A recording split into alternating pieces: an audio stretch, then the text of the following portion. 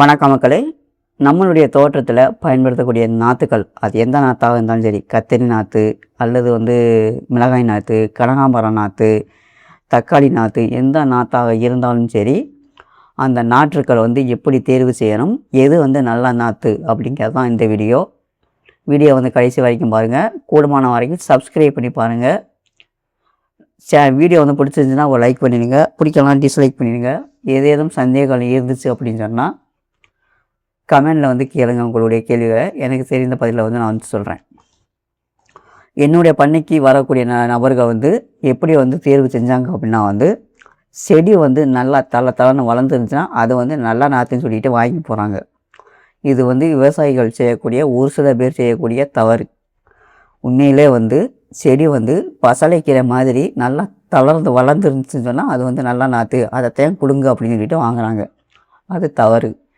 நல்ல நாற்று எப்படி இருக்கணும் அப்படின்னா என்னுடைய அனுபவத்திலேருந்து நான் சொல்கிறேன். நல்ல நாற்றுங்கிறது இந்த படத்தில் காட்டியிருக்கிற மாதிரி வேர்கள் அதிகமாக இருக்கணும். முதல் ஸ்டெப்பு அதுதான்.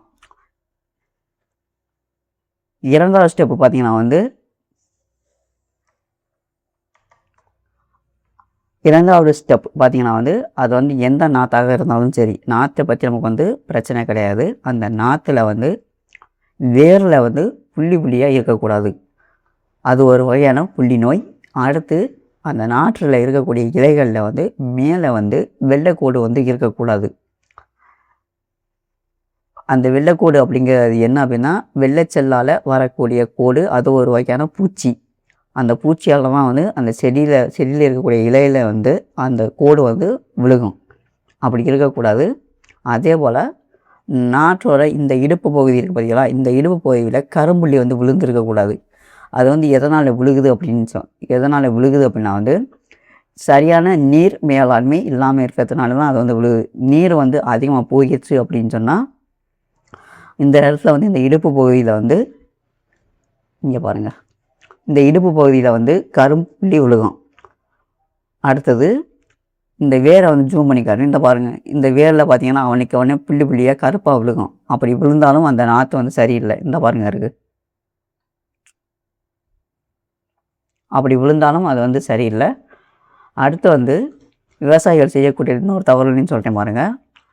செடி இவ்வளோ உயரத்தில் இருக்கணும். இவ்வளோ உயரத்தில் இருந்துச்சுன்னா அதை நல்ல நாற்றுன்ட்டு சொல்லிட்டு வாங்கி போகிறாங்க. உண்மையில் இவ்வளோ உயரம் வேண்டியது கிடையாது.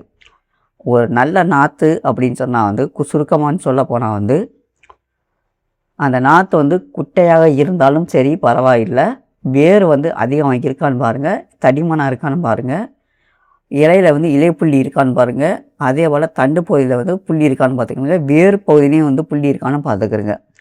இது இல்லை அப்படின்னு சொன்னால் இல்லைன்னு சொன்னால் அது ஒரு நல்ல நாற்று.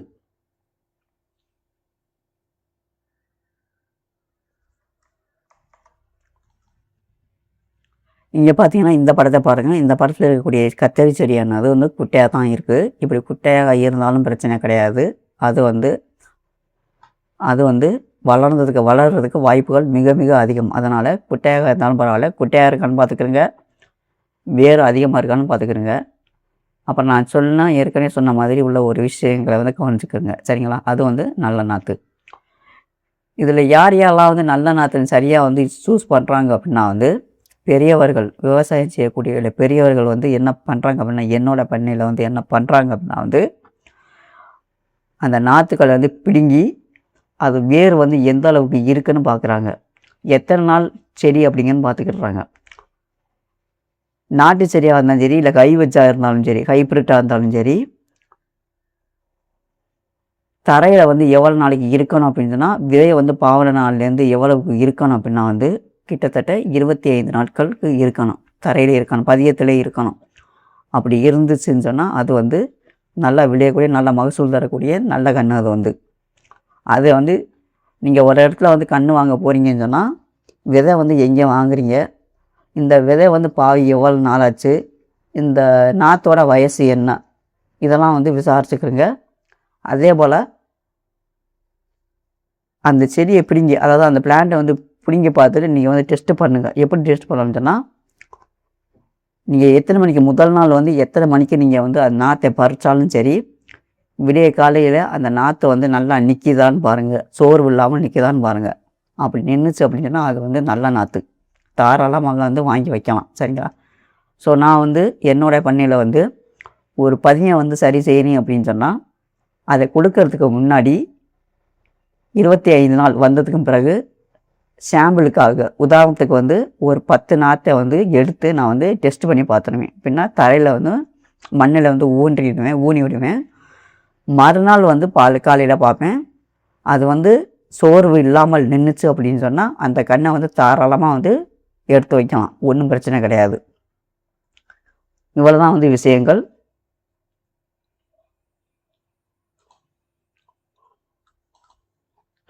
இது மாதிரி கண்ணுகள்லாம் இருக்கும், இது மாதிரி கண்ணுகள் வந்து இருக்கும், அதிகமாக இருக்கும்.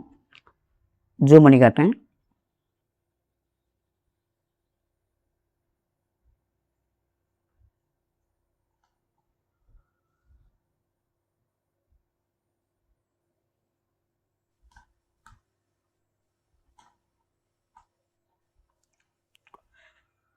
குட்டையாக இருக்கிற கன்று தான் சரின்னு மட்டும் நீங்கள் நினச்சிட வேண்டியதில்லை. வளர்ந்த கன்றும் ஓகே தான்.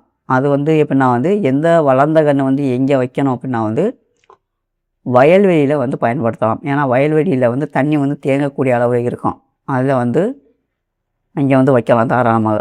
ஏன்னா சின்ன கன்று வந்து அடியோட ஆரம்பிச்சிடும், அதனால இங்கே வந்து பயன்படுத்திக்கலாம். சரிங்களா? இப்படி தான் வந்து நல்ல நாற்றுக்களை வந்து தேர்வு செய்யணும். இவ்வளோ தான் இந்த வீடியோ பிடிச்சிச்சுன்னா ஒரு லைக் பண்ணுங்கள். பிடிக்கலை அப்படின்னு சொன்னால் சரியில்லாமல் இருந்துச்சு உங்களுக்கு தோணுச்சுன்னா டிஸ்லைக் பட்டனை வந்து கிளிக் பண்ணிக்கிறேங்க. அடுத்தடுத்த வீடியோவில் வந்து அதை வந்து நான் வந்து சரி செய்ய பார்த்துக்கிறேன். நம்மளுடைய நெக்ஸ்ட் வீடியோ என்ன அப்படின்னா வந்து மழைநீர் இன்றி தென்னை மரம் வளர்க்கும் முறையை பயன்படுத்தி எப்படி வந்து மரக்கன்றுகளை வந்து நடுறது அப்படிங்கிறதான் பார்க்க போகிறோம். கூடுமான வரைக்கும் வீடியோ வந்து ஸ்கிப் பண்ணாமல் பாருங்கள். தேங்க்யூ.